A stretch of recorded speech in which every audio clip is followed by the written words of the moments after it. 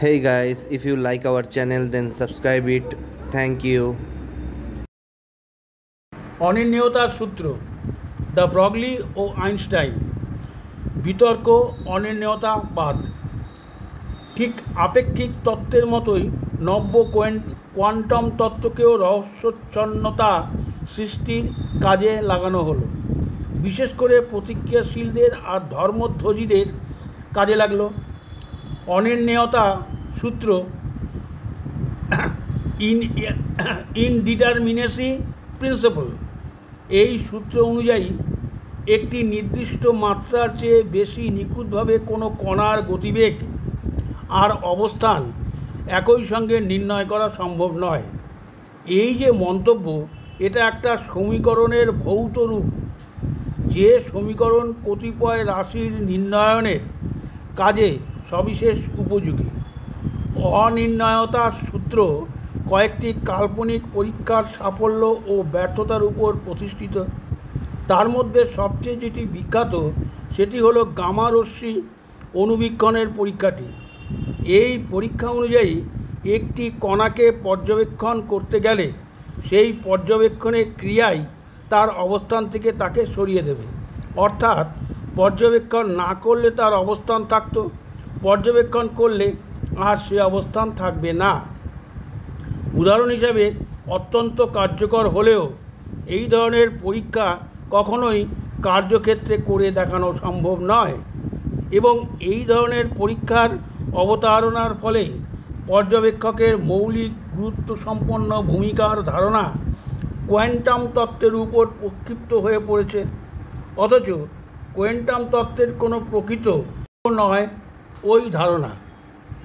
The Broglie এবং আইনস্টাইনের মতে ঘটিত ব্যাপারসমূহকে এইভাবে আত্মগত করে তোলবার প্রয়াস শেষ পর্যন্ত এমন সব মারাত্মক পরস্পর বিরোধী কূটভাসের জন্ম দেবে, যাদের নিরসন করার জন্যই অনির্ণেয়তার সূত্র প্রণীত হয়েছিল। তাছাড়া জনবদ্ধ বিজ্ঞান রচয়িতাদের হাতে এবং আরও বেশি করে দার্শনিকদের হাতে এই সূত্রের অর্থ সম্পূর্ণ বদলে গেছে। এরা দাবি করলেন অনির্ণেয়তার তাৎপর্য নাকি এই যে ইলেকট্রন হচ্ছে ফ্রি এজেন্ট, অর্থাৎ অন্য কোনো কিছুর নিয়ন্ত্রণের অধীন নয়। আর ইলেকট্রন যদি অন্য কোনো কিছুর নিয়ন্ত্রণাধীন না হয়, তাহলে মানুষের বেলাতেই বা অন্যতা হবে কেন?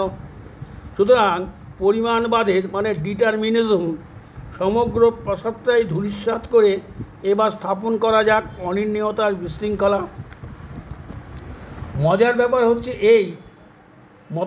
এই মতবাদের যারা অনুসারক তাদের অনেকেই আসলে মোটেই এই ধারণায় বিশ্বাস করতেন না। যদৃচ্ছভাবে যে কোনো অবস্থান থেকে ইলেকট্রন বার করে এনে বা ঢুকিয়ে দিয়ে তারা আসলে একটা জিনিসই চাইছিলেন, তা হলো বিশ্বব্রহ্মাণ্ডের দৈনন্দিন ক্রিয়াকর্মের মধ্যে ঈশ্বরের হস্তক্ষেপের একটা রাস্তা খুঁজে বার করা। এই সম্পর্কে সবচেয়ে চমৎকার মন্তব্যটি আইনস্টাইনের, যে ঈশ্বর সারাক্ষণ কেবল পাশার দান দিয়ে যেতে থাকেন, তাকে শ্রদ্ধা করা আমার পক্ষে সম্ভব নয়। আসলে কোয়ান্টাম তত্ত্বকে যেভাবে ব্যাখ্যা করা হয়েছে তা একেবারেই যদৃচ্ছ এবং আরোপিত, কারণ ভৌত রাশির অর্থ কী তার একটি বিশেষ বিশ্লেষণের উপর নির্ভর করে ওই সাধারণ অর্থ হাজির করা হয়েছে। পরমাণুর স্তরে যদি বা প্রযোজ্য হয়, তার ক্ষেত্রে এ সিদ্ধান্তে আসা যায় না যে আরও বহুগুণে জটিল জৈব সামাজিক প্রক্রিয়ার ক্ষেত্রেও তা প্রযোজ্য হবে। বস্তুত 20 শতকের মাঝামাঝি নাগাদ ভৌততত্ত্বের চরিত্রই রীতিমতো জটিল ও অস্বস্তিকর হয়ে ওঠে।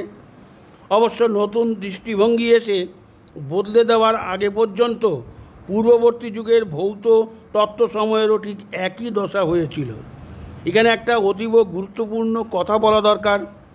পরীক্ষা নিরীক্ষা চালিয়ে যারা নতুন আবিষ্কার করেন, বিজ্ঞান চিন্তার নতুন পথ খুলে দেন, তাদের মনে পরীক্ষা সংগঠনের আগে জ্ঞাত বা অজ্ঞাত নানান ভাবনা খেলা করে।